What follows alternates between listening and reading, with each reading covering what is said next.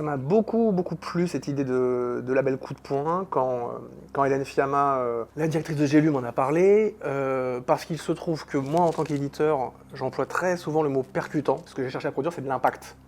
C'est le fait justement, quand on dit toucher le lecteur, c'est bien hein, toucher le lecteur, mais ça ne me suffit pas en fait. En fait, je veux le percuter, je veux, je veux le cogner un peu.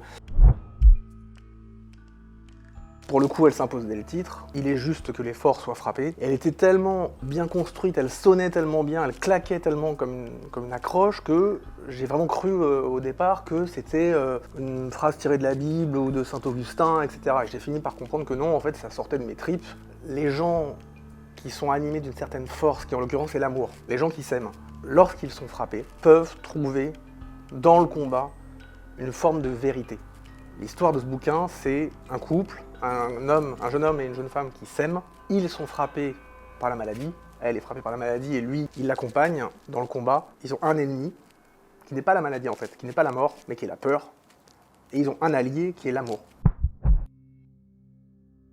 L'amour, la mort, la vie et l'amour. Donc 2 fois l'amour. Ce roman-là, moi je l'ai conçu comme un combat en fait, donc il y a même quelque chose d'assez binaire. La jeunesse qui est frappée par quelque chose de très noir et très dur, et qui va se rebeller. Voilà, la peur qui vient se confronter à l'espoir, les amis qui viennent entourer le couple et qui vont lutter contre la solitude. Ce roman démarre quand même par la parole donnée à une femme qui est morte. Elle le dit, puis j'espère qu'elle le dit avec humour, mais elle le dit quand même très franchement, cette histoire ne finira pas bien. Et en fait, Sarah, c'est typiquement la fille qui te donne un uppercut. C'est-à-dire qu'elle te force à remonter en haut. Et là-dessus, mon modèle, c'est Frank Capra, le réalisateur de La vie est belle, qui est un film qui est cité à plusieurs reprises dans le livre, parce que c'est exactement ce qu'il fait. Dans La vie est belle, George Bailey est vraiment conduit au désespoir le plus extrême. Et ce que j'aime avec Capra, c'est qu'il fait pas semblant.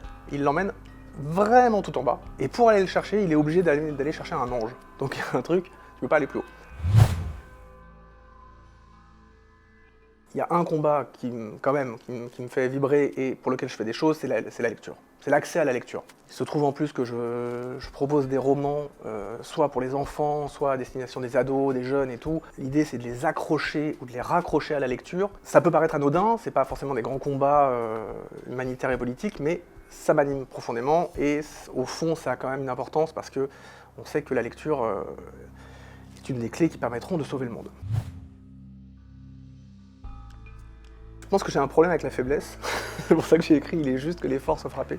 La faiblesse, c'est quand même le problème de Théo, un personnage qui se croit invincible et qui va finalement découvrir qu'il est fragile évidemment, et qu'en plus sa fragilité est peut-être ce qui lui permettra de venir en aide à sa compagne comme il le faut. Une désarme dans la vie, c'est l'enfance. L'idée d'un monde qui est plus innocent, qui est plus pur, qui n'est pas sali, un monde qui contient aussi des réserves de fantaisie et d'imaginaire, alors qu'on le perd quand on grandit. Et puis plus globalement, par rapport à l'enfance, c'est quelque chose qui me plaît, qui me passionne.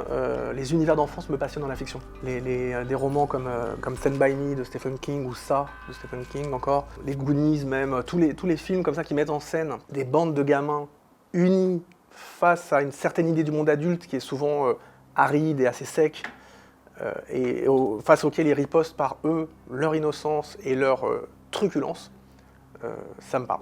Voilà. Ça fait partie de ma vision de la vie. Qu'est-ce qui me révolte? C'est vrai qu'il y a un truc qui me révolte, c'est l'injustice.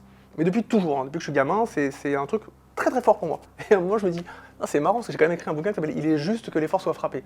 Donc, les notions de force, faiblesse, justice, injustice, décidément me posent problème quand même, ou question en tout cas. C'est quelque chose qui me fait bondir à chaque fois.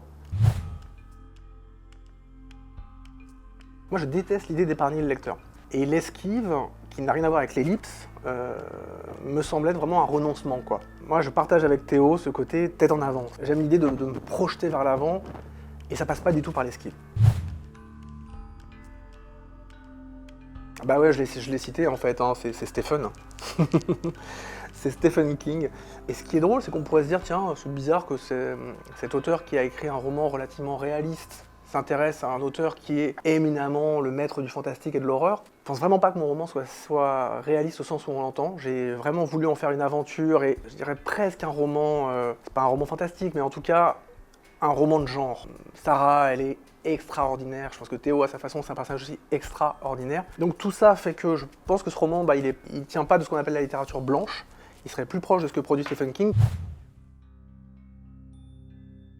Moi, c'est la phrase de Figaro. Dans le mariage de Figaro de Beaumarchais, je me hâte de rire de tout, de peur d'être obligé d'en pleurer. Et c'est une phrase que je trouve merveilleuse parce qu'elle a les apparences de la légèreté, cette légèreté justement 18e, alors qu'en fait elle est quand même très profonde. Il y a une urgence un peu démente là-dedans en fait. Un rire qui doit te sauver parce que si jamais il n'intervient pas, c'est vraiment catastrophique. J'ai cette chance inouïe de voir paraître mon deuxième livre en même temps que l'édition poche de mon premier. Donc déjà l'édition poche d'un premier roman, c'est vraiment très émouvant. Et là on va en plus faire sortir en même temps aux éditions de l'Observatoire Les Enfants Véritables,